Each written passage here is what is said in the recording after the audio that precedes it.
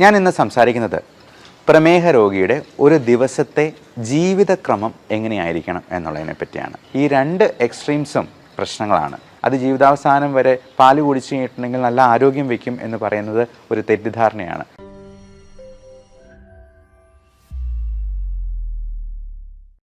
പ്രമേഹ രോഗിയുടെ ഒരു ദിവസത്തെ ഭക്ഷണക്രമം എങ്ങനെയായിരിക്കണം എന്ന് നിങ്ങൾക്ക് പലർക്കും പല ലഘുലേഖകളായിട്ട് കിട്ടിയിട്ടുണ്ടാവാം.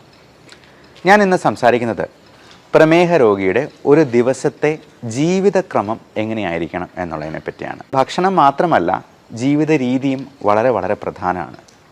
ഒരാൾക്ക് പ്രമേഹം ഉണ്ട് എന്ന് കണ്ടെത്തിയെന്നാൽ അത് ഒരു 200-ലും കൂടുതൽ ഷുഗർ ലെവൽ നിൽക്കുന്നുണ്ട്, HbA1c ഒരു 7-ന് മുകളിലുണ്ട് എന്നുണ്ടെങ്കിൽ നമ്മൾ അപ്പോൾ മുതൽ പാലിക്കേണ്ടതായിട്ടുള്ള ചില രീതികളുണ്ട്, ജീവിതക്രമങ്ങളുണ്ട്. അപ്പോൾ അതുവഴി നമ്മുടെ ആരോഗ്യം മോശമാകാതെ സംരക്ഷിക്കാനും നമുക്ക് കോംപ്ലിക്കേഷൻസിലേക്ക് എത്തിപ്പെടാതിരിക്കാനും പ്രത്യേകമായിട്ട് ശ്രദ്ധിക്കാം. ഏറ്റവും പ്രധാനം, നമ്മുടെ ജീവിതത്തിലെ ഈ പരക്കം പാച്ചിലുണ്ടല്ലോ, അതല്പം ഒന്ന് കുറയ്ക്കണം. പലപ്പോഴും നമ്മൾ പണമുണ്ടാക്കാൻ വേണ്ടി ഭയങ്കരമായിട്ടങ്ങ് സ്ട്രെയിൻ എടുത്ത് ഭയങ്കര സ്ട്രെസ്ഫുൾ ആയിട്ടുള്ള ഒരു ലൈഫ് ലീഡ് ചെയ്യുന്നവരായിരിക്കാം.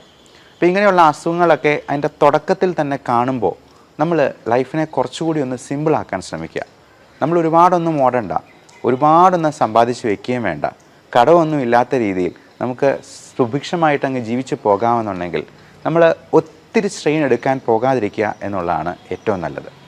ചില ആൾക്കാരുണ്ട്, എന്നാൽ നേരെ തിരിച്ച് ഒരു പണിയും ചെയ്യില്ല, മഹാമടിയന്മാരായിട്ട് കഴിയുന്നവർ. അങ്ങനെയുള്ളവർ ആ രീതിയും മാറ്റിപ്പിടിക്കണം. കാരണം ഈ രണ്ട് എക്സ്ട്രീംസും പ്രശ്നങ്ങളാണ്. നമുക്ക് എൻജോയ് ചെയ്ത് ചെയ്യാവുന്ന ജോലികൾ എന്തും നമുക്ക് ചെയ്യാൻ പറ്റണം. കൃഷിപരമായിട്ടുള്ള കാര്യങ്ങളിൽ നമുക്ക് നമ്മുടെ മനസ്സിൻ്റെ സ്ട്രെസ്സ് ഉയർത്താത്ത രീതിയിലുള്ള വലിയ കട്ടിപ്പണിയോ ഭാരിച്ച ജോലികളോ ഉത്തരവാദിത്തങ്ങളോ ഒന്നും ഏറ്റെടുക്കേണ്ട വരുന്നില്ല. നമുക്ക് ആസ്വദിച്ച് ചെയ്യാവുന്ന എന്ത് പണിയാണെങ്കിലും നമുക്ക് ചെയ്യാം.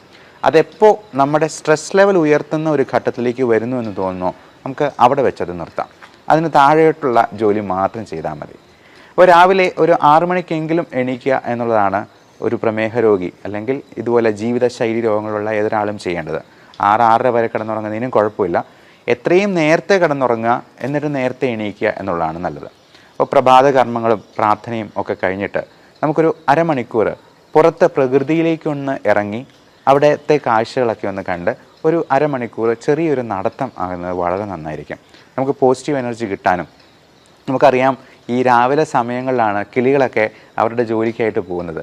അപ്പോൾ പ്രകൃതിയുമായിട്ട് ഇണങ്ങി നിൽക്കുമ്പോൾ നമുക്ക് ഒരുപാട് പോസിറ്റീവ് എനർജി കിട്ടുന്നുണ്ട്. ആ ഒരു എനർജി നമ്മുടെ ദിവസം മുഴുവൻ നമ്മുടെ കൂടെ നിലനിൽക്കുകയും ചെയ്യും. അപ്പോൾ രാവിലെ എണീക്കുമ്പോൾ തന്നെ വേണമെങ്കിൽ ഒരു കട്ടൻ കാപ്പി കുടിക്കാം. അപ്പോൾ ഈ കട്ടൻ കാപ്പി എന്ന് പറയുമ്പോൾ അതിൽ മധുരം ഇല്ലാത്തത് കുടിക്കുന്നതാണ് ഏറ്റവും നല്ലത്. ചിലർക്ക് മധുരമില്ലാതെ കാപ്പി കുടിക്കാനായിട്ട് കഴിയില്ല. അപ്പോൾ അങ്ങനെയുള്ളവർക്ക്, അങ്ങനെ നിർബന്ധമുള്ളവർക്ക് മാത്രം നമുക്ക് വേണമെങ്കിൽ ഷുഗർ ഫ്രീ ഉപയോഗിക്കാവുന്നതാണ്. ഷുഗർ ഫ്രീ ഗോൾഡ് പോലുള്ള സാധനങ്ങൾക്കൊക്കെ പഞ്ചസാരയോട് വളരെ അടുത്ത് നിൽക്കുന്ന മധുരം തന്നെ തരാനായിട്ട് പറ്റും. ഒരു കാരണവശാലും പഞ്ചസാര, ഉപ്പ് ഇതിൻ്റെ ഉപയോഗം പരമാവധി കുറയ്ക്കുക എന്ന് തന്നെയാണ് പറയാനുള്ളത്. ഗ്രീൻ ടീ നല്ലതാണ്. ഗ്രീൻ ടീ ആണെങ്കിലും ദിവസം 1-2 തവണ കുടിച്ചാൽ മതിയാവും. ഒത്തിരി കുടിക്കുന്നത് ഈ ചായ കാപ്പി പോലുള്ള സാധനങ്ങളാണെങ്കിലും അഭികാമ്യമല്ല. ഈ പാല് ഒഴിച്ചുള്ള ചായ കാപ്പി നമുക്ക് ഒരു നല്ല ഭക്ഷണമല്ല. പാല് കുടിക്കുന്നത് കുഞ്ഞുങ്ങൾക്ക് വേണ്ടി അവർക്ക് മാത്രം ഡൈജസ്റ്റ് ചെയ്യാൻ പാകത്തിനാണ്. അപ്പോൾ പാല് തന്നെ ഒരു പരിധിയിൽ കൂടുതൽ കുടിക്കുന്നത് പുളിച്ചുതേട്ടലുണ്ടാക്കാനും ഒക്കെ കാരണമായേക്കാം. പശു അതിൻ്റെ ക്രാവിന് വേണ്ടി സൂക്ഷിച്ചു വച്ചിരിക്കുന്ന പാലാണ് നമ്മൾ അടിച്ചു മാറ്റി കുടിക്കുന്നത്. അത് ജീവിതാവസാനം വരെ പാല് കുടിച്ചു കഴിഞ്ഞിട്ടുണ്ടെങ്കിൽ നല്ല ആരോഗ്യം വയ്ക്കും എന്ന് പറയുന്നത് ഒരു തെറ്റിദ്ധാരണയാണ്. അതേസമയം അത് തൈരാക്കിയോ അല്ലെങ്കിൽ മോരും വെള്ളമായിട്ടോ ഒക്കെ കുടിച്ചു കഴിഞ്ഞിട്ടുണ്ടെങ്കിൽ അതിൽ ലാക്റ്റിക് ആസിഡ് ബാസിലസ് അടങ്ങിയിട്ടുണ്ട്. അതുകൊണ്ട് നമ്മുടെ ദഹനത്തിനെ പ്രോപ്പറാക്കി അതിനെ സംരക്ഷിക്കാനും സഹായിക്കാനുമുള്ള കഴിവുണ്ട്. ഇനി കട്ടൻ കാപ്പിയൊക്കെ കുടിച്ച് നമ്മുടെ പ്രഭാത കർമ്മങ്ങളൊക്കെ കഴിഞ്ഞു, ചെറിയൊരു നടത്തം കഴിഞ്ഞു, നമുക്ക് എക്സസൈസ് എന്ന കാര്യത്തെക്കുറിച്ച് ചിന്തിക്കാം. ഒരാളുടെ എക്സസൈസിൽ 3 കമ്പോണൻസ് ഉണ്ടാവണം. അതിന് എയ്റോബിക് കമ്പോണൻറ്റ് ഉണ്ടാവണം, സ്ട്രെങ്തനിങ് ഉണ്ടാവണം, സ്റ്റാമിന കൂട്ടുന്ന രീതിയിലുള്ള എക്സസൈസ് ഉണ്ടാകണം. ഇങ്ങനെ 3 കമ്പോണൻസ് ആണ്. അപ്പോൾ എയ്റോബിക് എക്സസൈസ് എന്ന് പറയുമ്പോൾ നമ്മൾ ഉദ്ദേശിക്കുന്നത് നമ്മുടെ ഹാർട്ട് റേറ്റ് 140 വരെയെങ്കിലും ഉയർത്തുന്ന രീതിയിൽ. അപ്പോൾ ചുമ്മാ ഒരു നടത്തം എന്ന് പറയുന്നത് അതൊരു മടിയന്മാരുടെ വ്യായാമമാണ്. അതിനൊരു വ്യായാമമായിട്ട് കൂട്ടാൻ പറ്റില്ല. അപ്പോൾ ഇങ്ങനെ 140 വരെ കൂട്ടണമെന്നുണ്ടെങ്കിൽ നമ്മൾ എന്ത് ചെയ്യണം? ഒന്നെങ്കിൽ ഒരു 100 ജമ്പിങ് ജാക്സ് ചെയ്യാം, 100 പ്രാവശ്യം ഒന്ന് ചാടിയാൽ മതി. അവിടെ തന്നെ പുറത്തോട്ട് ഇറങ്ങണ്ട. ഇപ്പോൾ മഴയൊക്കെ ആയതുകൊണ്ട് പുറത്തോട്ട് ഇറങ്ങാൻ പറ്റിയെന്ന് വരില്ല. 100 പ്രാവശ്യം ചാടാം. അല്ലെങ്കിൽ ഒരു 50 പുഷപ്പ് എടുക്കാം. അത് നമുക്ക് 2-3 ഇടവേളകൾ ഇട്ട് വേണമെങ്കിലും അങ്ങനെ ചെയ്യാം. അപ്പോൾ 140 വരെ നമ്മുടെ ഹാർട്ട് റേറ്റ് കൂട്ടിയെന്നാൽ മാത്രമേ അതിനെ എയ്റോബിക് വ്യായാമം എന്ന് വിളിക്കാൻ പറ്റുള്ളൂ. 2 സ്ട്രെങ്തനിങ് കമ്പോണൻ്റ് ഉണ്ടാവണം. നമ്മൾ വെയിറ്റ് ട്രെയിനിങ്, ഇപ്പം ഡംബൽസ് എടുക്കുന്നതൊക്കെ സ്ട്രെങ്തനിങ് ആണ്. പുഷപ്പിനും അതിൻ്റെ ഒരു സ്ട്രെങ്തനിങ് കമ്പോണൻ്റ് ഉണ്ട്, നമ്മുടെ മസിൽസിനും ഒക്കെ വ്യായാമങ്ങൾ കിട്ടുന്ന രീതിയിൽ. അതുപോലെ സ്ക്വാറ്റ്സ്, പുഷപ്പിന് പോലെ തന്നെയാണ് സ്ക്വാറ്റ്സ് എന്ന് പറയുന്നത്, ഇരുന്നിട്ട് എണീക്കുന്ന രീതിയിലുള്ള എക്സസൈസ്. കൈ നേരെ വെച്ചതിന് ശേഷം മുട്ടും മടക്കി ഇങ്ങനെ ചെയ്യുന്ന എക്സസൈസ്. അത് ഒരു 20 പ്രാവശ്യം നമുക്ക് ചെയ്യാവുന്നതാണ്. അതേപോലെ തന്നെ ഇങ്ങനെയുള്ള ഡംബൽ ഉപയോഗിച്ചിട്ടുള്ള എക്സസൈസും വെയിറ്റ് ട്രെയിനിങ്ങും നമുക്ക് ഇഷ്ടം പോലെ വ്യായാമങ്ങൾ, ഇപ്പം സംശയങ്ങളുണ്ടെന്നുണ്ടെങ്കിൽ നിങ്ങൾക്ക് തന്നെ ചോദിക്കാവുന്നതാണ്. ഇത്തരത്തിലുള്ള എക്സസൈസുകൾ നമുക്ക് 20 മിനിറ്റ് മുതൽ ഒരു 30 മിനിറ്റ് വരെ എങ്കിലും ചെയ്തിരിക്കണം എല്ലാ ദിവസവും. നമ്മൾ ആ എക്സസൈസ് ചെയ്യുമ്പോൾ തന്നെ ആ ദിവസം മുഴുവൻ ആ ഊർജം നിലനിൽക്കും എന്നുള്ളത് നിങ്ങൾക്ക് തന്നെ അനുഭവിച്ചറിയാവുന്ന കാര്യമാണ്. പിന്നെ അടുത്തത് ബ്രേക്ക്ഫാസ്റ്റിലോട്ട് വരാം. നമുക്കൊരു 8-9 മണിയാകുമ്പോഴത്തേക്കും തന്നെ ബ്രേക്ക്ഫാസ്റ്റ് കഴിക്കാനായിട്ട് നോക്കാം. അത് ഒത്തിരി താമസിപ്പിക്കാതിരിക്കുകയാണ് നല്ലത്. അപ്പോൾ അതിന് തൊട്ട് മുമ്പായിട്ട് നമുക്ക് വേണ്ട മരുന്നുകൾ, ഇപ്പം മെറ്റ്ഫോമിൻ, ഗ്ലിമിപ്രൈഡ് പോലുള്ള ഷുഗറിൻ്റെ മരുന്നുകളൊക്കെ ഭക്ഷണത്തിന് മുമ്പ് അല്ലെങ്കിൽ ഭക്ഷണത്തോടൊപ്പം കഴിക്കാനായിട്ടാണ് പറയാം. ഭക്ഷണം ഒന്ന് കഴിച്ച് തുടങ്ങിയതിന് ശേഷം വേണമെങ്കിൽ കഴിക്കാം. ഗ്യാസ്ട്രൈറ്റിസ് ഉള്ളവർക്ക് ഗ്യാസിൻ്റെ ഗുളിക അതിന് മുമ്പായിട്ട് അരമണിക്കൂർ മുമ്പ് കഴിക്കാനായിട്ട് പറയാം. അപ്പോൾ ഈ മരുന്ന് കഴിക്കാനായിട്ട് നമുക്ക് കൃത്യമായിട്ട് മൊബൈലിൽ അലാം വെച്ച് ശ്രദ്ധിക്കാം. നമുക്ക് മൊബൈലിൽ തന്നെ 3-4 പ്രാവശ്യം അലാം വയ്ക്കാം. ഇതടിക്കുമ്പോഴത്തേക്കും നമുക്ക് പോയി മരുന്ന് കഴിക്കുകയും അതിനുശേഷം ഭക്ഷണം കഴിക്കുകയും ചെയ്യാം. അപ്പോൾ ഭക്ഷണത്തിൽ നമ്മൾ ബ്രേക്ക്ഫാസ്റ്റിൽ എന്തൊക്കെ ചെയ്യണം? നമുക്ക് ഏറ്റവും നന്നായിട്ട് കഴിക്കാവുന്ന ഒരു സംഗതി ബ്രേക്ക്ഫാസ്റ്റാണ്. അപ്പോൾ നമ്മൾ ഈ എക്സസൈസ് ഒക്കെ ചെയ്യുമ്പോഴത്തേക്കും നമുക്ക് അല്പം വിശപ്പും കൂടെ ആകും. അപ്പോൾ കാർബോഹൈഡ്രേറ്റിൻ്റെ അളവ് കുറയ്ക്കുക. അപ്പോൾ ഒരു പ്ലേറ്റ് എടുത്തെന്നാൽ അതിൽ 1/4 മാത്രം കാർബോഹൈഡ്രേറ്റ്, 1/4 പ്രോട്ടീൻ എന്ന് പറഞ്ഞാൽ മുട്ടയുടെ വെള്ള അല്ലെങ്കിൽ ഇറച്ചി, മീൻ, ഇപ്പം അല്ലെങ്കിൽ കടല വിഭാഗത്തിൽപ്പെടുന്ന പയറ് വർഗ്ഗത്തിൽപ്പെടുന്ന എന്തെങ്കിലും കറികൾ ഒക്കെ ധാരാളമായി കഴിക്കാം. പിന്നെ ഒരു 1/4 നമുക്ക് പച്ചിലക്കറികൾ, ഗ്രീൻ ലീഫി വെജിറ്റബിൾസ് ആണ്. അത് എന്തെങ്കിലും തരത്തിലുള്ള സാലഡ്, ഒരു കുക്കുംബറായിട്ടോ അല്ലെങ്കിൽ ചീരയുടെ എന്തെങ്കിലും ആയിട്ടോ, ഗ്രീൻ ലീഫി ആയിട്ടുള്ള എന്ത് വെജിറ്റബിൾസ് ആണെങ്കിലും ഇതിന് കുഴപ്പമില്ല. സ്പൈനാഷ് എന്നൊക്കെ പറയുന്ന, അല്ലെങ്കിൽ ബ്രൊക്കോളി, അല്ലെങ്കിൽ കുക്കുംബർ തുടങ്ങിയവയെല്ലാം നമുക്ക് ഉപയോഗിക്കാവുന്നതാണ്. പിന്നെ 1/4 അധികം മധുരമില്ലാത്ത പഴങ്ങൾ. മധുരമില്ലാത്തത് എന്ന് പ്രത്യേകം പറയാൻ കാരണം മാങ്ങാപ്പഴമോ അല്ലെങ്കിൽ ചക്കപ്പഴമോ അല്ലെങ്കിൽ ചെറുപഴമോ ഒക്കെ കഴിച്ചെന്നാൽ അതിൽ ഹൈ ഫ്രക്ടോസ് കണ്ടൻറ്റ് ഉള്ളതാണ്. അത് തന്നെ നമ്മുടെ ഷുഗർ കൂട്ടാനായിട്ട് ഇടയാക്കും. ഏറ്റവും പ്രധാനം ഈ ഭക്ഷണം കഴിച്ചു കഴിഞ്ഞാൽ മെയിൻ കോഴ്സിന് ഇടയിലുള്ള സ്നാക്സ് ആണ്. പലപ്പോഴും നമ്മൾ ബാക്കിയെല്ലാം വളരെ ശ്രദ്ധിച്ച് കഴിക്കും. ഈ സ്നാക്സിന് പകരം നമ്മൾ ഉഴുന്നുവടയോ പഴംപൊരിയോ അല്ലെങ്കിൽ പേസ്ട്രിയോ കേക്കോ ബിസ്ക്കറ്റോ ഒക്കെ കഴിച്ച് കഴിയുമ്പോഴത്തേക്കും നമ്മളൊരു ഊണ് കഴിക്കുന്നതിനേക്കാൾ കൂടുതൽ കാലറി ഉള്ളിലോട്ട് പോവുകയാണ് ചെയ്യുന്നത്. അതുകൊണ്ട് ഇടയ്ക്ക് നിങ്ങൾ സ്നാക്സ് കഴിക്കുന്നുണ്ടെങ്കിൽ അത് ഒരു ആപ്പിളിൻ്റെ കഷ്ണമോ ഫ്രൂട്ട്സ് ആയിട്ടോ അല്ലെങ്കിൽ വെജിറ്റബിൾസ് ആയിട്ടോ കഴിക്കാം. മധുരമില്ലാത്ത ഒരു ചായയായിട്ട്, അതും പാല് ചേർക്കാതെ കഴിക്കുന്നത് തന്നെയാണ് നല്ലത്. ഇടയ്ക്കിടയ്ക്കെല്ലാം നന്നായിട്ട് വെള്ളം കുടിച്ചുകൊണ്ടിരിക്കുക. നമ്മൾ വെള്ളം കുടിക്കുമ്പോൾ തന്നെ നമ്മുടെ വിശപ്പൊന്ന് അടങ്ങും. അപ്പം ഇൻ കേസ് ഷുഗർ കുറഞ്ഞു പോകുന്ന ഒരു ലക്ഷണം കാണിക്കുന്നുണ്ടെങ്കിൽ നിങ്ങൾക്ക് ഗ്ലൂക്കോമീറ്റർ വെച്ചിട്ട് സ്വയം നോക്കാൻ പറ്റണം. Self monitoring of blood glucose എന്നാണ് അതിനെ പറയുക. അങ്ങനെ നോക്കി അത് എഴുതി വെച്ച് ഒരു ഡയറിയിൽ സൂക്ഷിക്കുക. എന്നിട്ട് അടുത്ത തവണ ഡോക്ടറെ പോയി കാണുമ്പോഴത്തേക്കും ഇത് കാണിച്ചു കൊടുക്കുക. അപ്പോൾ ഇൻസുലിൻ എടുക്കുന്നവരൊക്കെ ആണെന്നുണ്ടെങ്കിലും ഇങ്ങനെ കുറഞ്ഞു പോകുന്നുണ്ടെങ്കിൽ ഇൻസുലിൻ്റെ അളവിൽ നമ്മൾ സ്വല്പം വ്യത്യാസം വരുന്നത് 2-4 യൂണിറ്റ് കുറയ്ക്കാനായിട്ട് ഡോക്ടർ തന്നെ നിങ്ങളോട് പറഞ്ഞേക്കും.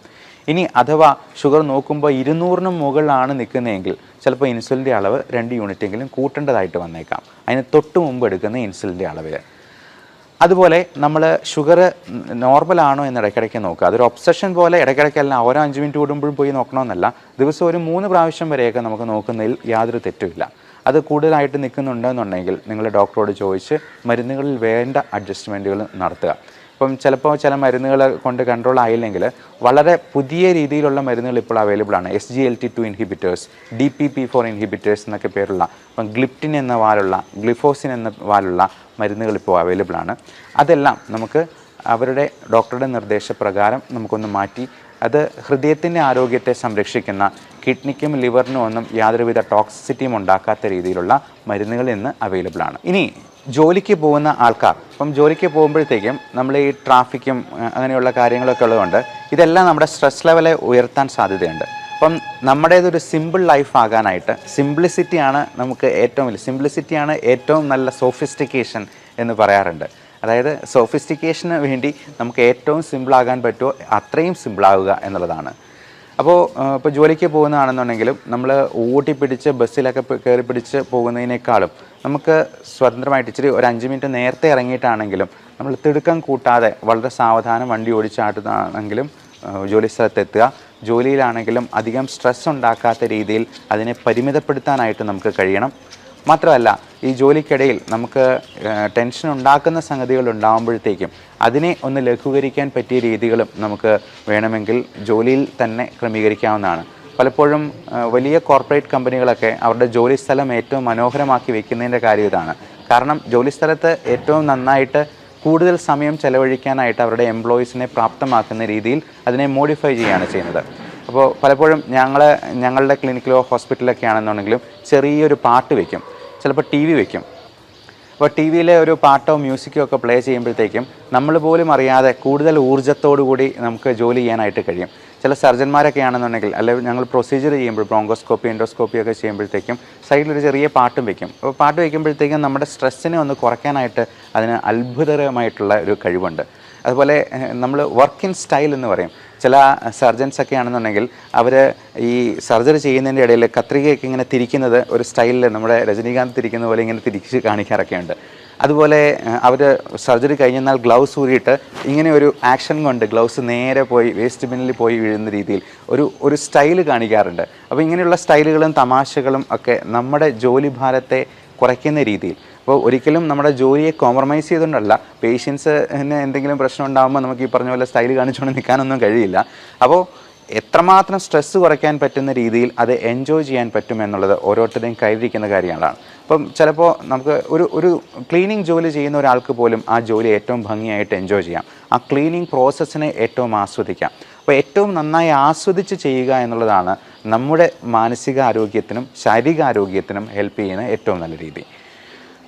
അടുത്ത് നമ്മൾക്ക് ഭക്ഷണത്തെ പറ്റി നോക്കാം. ഈ ഉച്ചഭക്ഷണവും ഡിന്നറും നമുക്ക് പരമാവധി കാർബോഹൈഡ്രേറ്റ്സിനെ കുറച്ച് നിർത്തിക്കൊണ്ട് പ്രോട്ടീൻ കൂടുതലാക്കുകയും അതുപോലെ വെജിറ്റബിൾസും ഫ്രൂട്ട്സും കൂടുതൽ ആഡ് ചെയ്യുകയും ചെയ്യാം. ഇപ്പോൾ ചോറ് ഉപയോഗിക്കുന്നുണ്ടെങ്കിൽ തവിടുള്ള ചോറ് ഉപയോഗിക്കാം. അത് ഏറ്റവും കുറഞ്ഞ് ഞാൻ നേരത്തെ പറഞ്ഞ പോലെ ഈ പ്ലേറ്റ് മെത്തേഡ് ഉപയോഗിച്ച് 1/4 മാത്രം കാർബോഹൈഡ്രേറ്റ്സ്, അത് ഏറ്റവും തവിടുള്ള അരി കൊണ്ടുള്ള ചോറാണ് ഏറ്റവും ഉത്തമം. അതുപോലെ ചപ്പാത്തി ആണെന്നുണ്ടെങ്കിലും നമ്മൾ 2-3 ചപ്പാത്തി അതിൽ കൂടുതൽ കഴിക്കുന്നത് തീർച്ചയായിട്ടും അതുകൊണ്ട് ഉണ്ടാകുന്ന അഡ്വാൻറ്റേജസിനേക്കാൾ ദൂഷ്യങ്ങൾ തന്നെയാണ് ഉണ്ടാവുക. നമ്മൾ ചോറ് ഒഴിവാക്കിയിട്ട് ഒരു 5 ചപ്പാത്തി കഴിച്ചെന്നാൽ അതുകൊണ്ട് പ്രത്യേകിച്ച് പ്രയോജനമൊന്നും ഇല്ല എന്ന് പറയാം. ഇപ്പോൾ കറികളാണെന്നുണ്ടെങ്കിൽ നേരത്തെ പറഞ്ഞ 1/4 പ്രോട്ടീൻസ്, 1/4 ഗ്രീൻ ലീഫി വെജിറ്റബിൾസ്, 1/4 മധുരമില്ലാത്ത പഴങ്ങൾ എന്നുള്ള രീതിയിൽ ക്രമീകരിക്കുക. ഇടയ്ക്കിടയ്ക്കെല്ലാം നന്നായിട്ട് വെള്ളം കുടിക്കുക. വൈകിട്ട് ഒരു ചായ ആകുന്നതിന് കുഴപ്പമില്ല. ചായയുടെ കൂടെ സ്നാക്സ് വേണമെന്നുണ്ടെങ്കിൽ പഴം പുഴുങ്ങിയതിൻ്റെ ഒരു പകുതി, അധികം പഴുത്തതല്ലാത്ത പഴത്തിൻ്റെ ഒരു പകുതി, പിന്നെ മധുരമില്ലാത്ത ബിസ്ക്കറ്റ്, ഫൈബർ കണ്ടൻ്റുള്ള ബിസ്ക്കറ്റ്, ഇതൊക്കെ കൂടുതലായിട്ട് ഡയബറ്റിക് രോഗികൾക്കും കഴിക്കാവുന്നതാണ്. ഉപ്പിൻ്റെ അളവ് പരമാവധി കുറയ്ക്കുക. ഉണക്കമീൻ, അച്ചാറ്, പപ്പടം തുടങ്ങിയ സാധനങ്ങളെല്ലാം ഉപ്പിൻ്റെ അംശം കൂടുതലായിട്ട് കൂട്ടാനായിട്ട് സാധ്യതയുണ്ട്. ഇത് തന്നെ BP-ക്കും ഷുഗറിനും ഒക്കെ ആകെ മൊത്തമുള്ള നീർക്കെട്ട് ഉണ്ടാക്കാനായിട്ടും അത് സാധ്യതയുണ്ട് എന്നുള്ളത് കൊണ്ട് ഉപ്പും പഞ്ചസാരയും പരമാവധി കുറച്ച് നിർത്തുക തന്നെ ചെയ്യാം. അപ്പോൾ വൈകുന്നേരം നമ്മൾ ഒത്തിരി ലേറ്റായിട്ട് വർക്ക് ചെയ്ത് ഒത്തിരി ലേറ്റായി ക്ഷീണിച്ച് ചെല്ലുന്നതിനേക്കാൾ നല്ലത് നമുക്ക് ഒരു 6 മണിയോടുകൂടി തന്നെയെങ്കിലും നമ്മുടെ ജോലികൾ അവസാനിപ്പിച്ച് വീട്ടിലെത്തി ഒരു ക്വാളിറ്റി ടൈം സ്പെൻഡ് ചെയ്യാനായിട്ട്, ഒരു കുളിയൊക്കെ കഴിഞ്ഞിട്ട് നമുക്ക് കുറച്ച് നേരം വേണമെങ്കിൽ ഒന്ന് പുറത്തുകൂടി ഒന്ന് നടക്കാം. ഇനി ഒരു സിനിമ കാണണമെന്നുണ്ടെങ്കിൽ അങ്ങനെ ആകാം. അപ്പം സിനിമ കാണുമ്പോഴും നമുക്ക് TV കാണുമ്പോഴും ഒക്കെ നമ്മൾ ഈ സോഫയിലിരുന്ന് വെറുതെ ഇരുന്ന് കാണുന്നതിനേക്കാൾ നല്ലത് നമുക്കൊരു ട്രെഡ്മില്ല് ഉണ്ടെന്നുണ്ടെങ്കിൽ അത് TVയുടെ മുമ്പിൽ തന്നെ പ്ലേസ് ചെയ്യുക എന്നുള്ളതാണ്. അപ്പോൾ നടന്നുകൊണ്ട് തന്നെ നമുക്ക് സിനിമ കാണാം, ചെറിയ എക്സസൈസ് ചെയ്തുകൊണ്ട് തന്നെ സിനിമ കാണാം. സുംബ ഡാൻസിങ് പോലുള്ള കാര്യങ്ങൾ പ്രാക്ടീസ് ചെയ്യാം. ഡാൻസ് പ്രാക്ടീസ് ചെയ്യുന്നതും കുട്ടികളുടെ കൂടെ കളിക്കുന്നതും ഒക്കെ ഒരു ചെറിയ മോഡറേറ്റ് ആക്ടിവിറ്റി ആയിട്ട് തന്നെ നമുക്ക് കണക്കാക്കാം. ഉച്ചയുറക്കം പലപ്പോഴും 2-3 മണിക്കൂറൊക്കെ ഉറങ്ങിക്കഴിഞ്ഞാൽ രാത്രി നമുക്ക് നിദ്രാദേവത തിരിഞ്ഞു നോക്കുക പോലും ഉണ്ടാകത്തില്ല. അതുകൊണ്ട് ഉച്ച കഴിഞ്ഞുള്ള ഉറക്കം ഒരു അരമണിക്കൂർ മാത്രമായിട്ട് പരിമിതപ്പെടുത്തുക. അങ്ങേയറ്റം ഏറിപ്പോയെന്നാൽ 1 മണിക്കൂർ, അതിൽ കൂടുതൽ ഉറങ്ങുന്നത് നല്ലതല്ല. നമ്മുടെ എനർജി ലെവൽ കുറച്ച് കളയാനാണ് അത് സാധ്യത ഉണ്ടാക്കുക. അതുകൊണ്ട് ഈ short time nap, power nap എന്നാണ് നമ്മളതിനെ പറയുക, അത് അരമണിക്കൂറായിട്ട് നിർത്തുക. ഇപ്പം ജോലിസ്ഥലത്ത് അതിന് പറ്റുന്ന സാഹചര്യങ്ങളുണ്ടെങ്കിൽ മാത്രം മതി. അതിൽ കൂടുതൽ ഉറങ്ങാതിരിക്കുക എന്നുള്ളതാണ് അഭികാമ്യം. പിന്നെ രാത്രിയിലുള്ള ഉറക്കം, രാത്രി നമ്മൾ ഈ ഗാഡ്ജറ്റ്സിൻ്റെ ഉപയോഗം ഒരു 8 മണിക്ക് മുമ്പെങ്കിലും നിർത്തുന്നതാണ് നല്ലത്, അങ്ങേയറ്റം 9 മണി വരെ. അതിനുശേഷം നമ്മൾ ഞെട്ടിപ്പിക്കുന്ന വാർത്തകളും ന്യൂസുകളും ന്യൂസ് ചാനലുകളും പത്രങ്ങൾ പോലും വായിക്കുന്നത് അത്ര നല്ലതായിരിക്കില്ല. നമ്മുടെ ഉറക്കത്തിലേക്ക് തള്ളിവിടുന്ന നമ്മൾ അടുത്ത പ്ലാനുകളും പദ്ധതികളും ഒക്കെ വെച്ച് ഒരുപാട് സ്ട്രെസ്ഡ് ഔട്ട് ആകുന്നതിനേക്കാൾ നല്ലത് നമുക്കൊരു അഫർമേഷൻ ടെക്നിക്ക്, നമുക്ക് ഈ ഇമേജിങ് ടെക്നിക്കൊക്കെ ഉപയോഗിച്ചുകൊണ്ട് നല്ലൊരു ജീവിതത്തെപ്പറ്റി സ്വപ്നം കണ്ടുകൊണ്ട് ഉറങ്ങുന്നതാണ്. ഒരിക്കലും ഒത്തിരി ആവലാതികൾ, കഴിഞ്ഞ ദിവസം വന്ന ഒരു മനുഷ്യൻ പറഞ്ഞത്, ഒരു പേന കാണാതെ പോയി കഴിഞ്ഞാൽ പോലും എനിക്ക് ടെൻഷനാണ് എന്ന്. കുഞ്ഞു കുഞ്ഞു കാര്യങ്ങളെ നമുക്ക് അതിൻ്റെ പാട്ടിന് വിടുക, നമ്മളത് അങ്ങ് മനഃപൂർവ്വം മറന്നു കളയുക. നമുക്ക് ആ കാര്യം മനസ്സിൽ നിന്ന് അങ്ങ് എടുത്തു കളഞ്ഞ് പുതിയ കാര്യങ്ങളിലേക്ക് മനസ്സിനെ കോൺസെൻട്രേറ്റ് ചെയ്യാനായിട്ട് ശ്രമിക്കുക. അപ്പോൾ വൈകുന്നേരത്തെ അത്താഴമാണെങ്കിലും ഏറ്റവും യാചകനെ പോലെ കഴിക്കണമെന്നാണ് പറയുക. അപ്പം എത്രയും നേരത്തെ കിടന്നുറങ്ങുന്നോ അത്രയും നമുക്ക് ഡിന്നർ ചുരുക്കാൻ പറ്റും. ഒരു ദിവസം ഡിന്നർ ഒഴിവാക്കിയാൽ തന്നെ നമുക്ക് 200 ഗ്രാംസ് ബോഡി വെയിറ്റ് കുറയ്ക്കാം. പിറ്റേ ദിവസം നമ്മൾ ഡിസിമൽ പ്ലേസസും കൂടെയുള്ള ഒരു ബോഡി വെയിറ്റ് ബാലൻസ് നോക്കിയെന്നാൽ അറിയാം, അതിൽ 0.2 കിലോഗ്രാംസ് കുറവായിരിക്കും, 200 ഗ്രാംസ് കുറവായിരിക്കും. അപ്പോൾ അങ്ങനെ നമ്മൾ ഇപ്പോൾ ഒരു ടാർഗറ്റ് വയ്ക്കുക.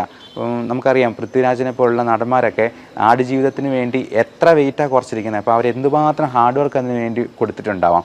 അപ്പോൾ ഇത്രയും പ്രായമുള്ള ഒരാൾക്കും ഈ ബോഡി വെയിറ്റ് കുറയ്ക്കാൻ പറ്റുമെങ്കിൽ, പൃഥ്വിരാജിന് 40 വയസ്സ് അടുപ്പിച്ച് പ്രായമാകുന്നു, അപ്പം അദ്ദേഹത്തിന് അങ്ങനെ പറ്റുന്നുണ്ടെന്നുണ്ടെങ്കിൽ എന്തുകൊണ്ടും ബാക്കിയുള്ളവർക്കും പറ്റില്ല.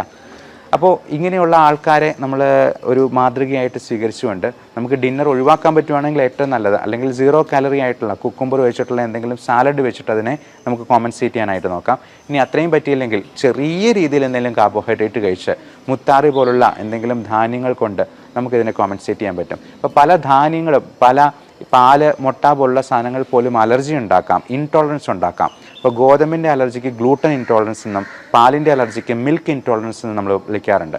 അപ്പോൾ ഇതൊക്കെ ഉണ്ടോ എന്നുള്ളത് കണ്ടുപിടിക്കുന്നത് വളരെയധികം നന്നായിരിക്കും. കാരണം പല ഓട്ടോ ഇമ്മ്യൂൺ ഡിസീസസിനും, ഈവൻ ജോയിൻറ്റ് പെയിൻ, ആമവാദം, സന്ധിവാദം തുടങ്ങിയ പ്രശ്നങ്ങൾക്കുമൊക്കെ ഈ പറയുന്ന ഫുഡ് ഇൻടോളറൻസ് ഒരു വലിയ കാരണമായിരിക്കും. അതിൻ്റെ ട്രിഗറിങ് ഫാക്ടർ നമ്മുടെ ഭക്ഷണത്തിൽ നിന്നായിരിക്കാം. അതുപോലെ നമ്മുടെ എൻവയൺമെൻറ്റൽ എക്സ്പോഷറിലുള്ള ഇപ്പം നായ, പട്ടി, പൂച്ച, മുയൽ തുടങ്ങിയ സാധനങ്ങളും പൊടിച്ചെള്ള്. ഇപ്പം എനിക്ക് അലർജി പാനൽ ടെസ്റ്റ് ചെയ്തപ്പോൾ എനിക്ക് 3 തരത്തിലുള്ള പൊടിച്ചെള്ളിനും 1 തരത്തിലുള്ള ഫംഗസിനും അലർജി ഉണ്ടായിരുന്നു. ഇതൊക്കെ നമ്മുടെ ചുറ്റുമുണ്ട്. അപ്പോൾ ഇത് നമ്മൾ ഈ 71 അലർജൻസിൻ്റെ ഒരു പാനൽ വെച്ചിട്ട് കയ്യിൽ വരച്ച് നോക്കി ഓരോന്നിൻ്റെയും റിയാക്ഷൻ കൃത്യമായിട്ട് അളന്ന് നോക്കി കണ്ടുപിടിക്കുന്ന ഒരു ടെസ്റ്റാണ്. അതിൽ ഒഴിവാക്കാൻ പറ്റാത്ത സംഗതികൾക്ക് ഇമ്മ്യൂണോതെറാപ്പി എന്ന് പറയുന്ന ഒരു ചികിത്സാ മാർഗം വഴി, നിങ്ങൾ കഴിഞ്ഞ ജൂലൈ 6-ാം തീയതിയിലത്തെ പത്രത്തിൽ ഫ്രണ്ട് പേജിൽ തന്നെ ഈ ഇമ്മ്യൂണോതെറാപ്പിയെ പറ്റി ഒരു വാർത്തയുണ്ട്. അത് ആ ഇമ്മ്യൂണോതെറാപ്പി വഴി ക്യാൻസർ പൂർണ്ണമായിട്ടും സ്റ്റേജ് 4-ലായിരുന്ന ക്യാൻസർ പൂർണ്ണമായും സുഖപ്പെട്ട ഒരു ലേഡിയുടെ, ഒരു നേഴ്സായിരുന്നു അവർ. അപ്പം അവരുടെ ഒരു കഥയുണ്ട്, നിങ്ങൾക്ക് അതിൽ നിന്ന് നോക്കാവുന്നതാണ്. അപ്പം ഇങ്ങനെയുള്ള പുതിയ നൂതനമായിട്ടുള്ള ചികിത്സാ മാർഗ്ഗങ്ങളുണ്ട്. ഇനി ചികിത്സയ്ക്ക് പോയില്ലെങ്കിലും നമുക്ക് എന്താണ് പറ്റാത്തത്, നമ്മുടെ ഭക്ഷണത്തിൽ എന്തൊക്കെ ഒഴിവാക്കണം എന്ന് കണ്ടുപിടിക്കാനെങ്കിലും ഇത്തരത്തിലുള്ള ടെസ്റ്റുകൾ നമ്മളെ സഹായിക്കും എന്ന് ഓർമ്മിപ്പിക്കുന്നു. Thank you.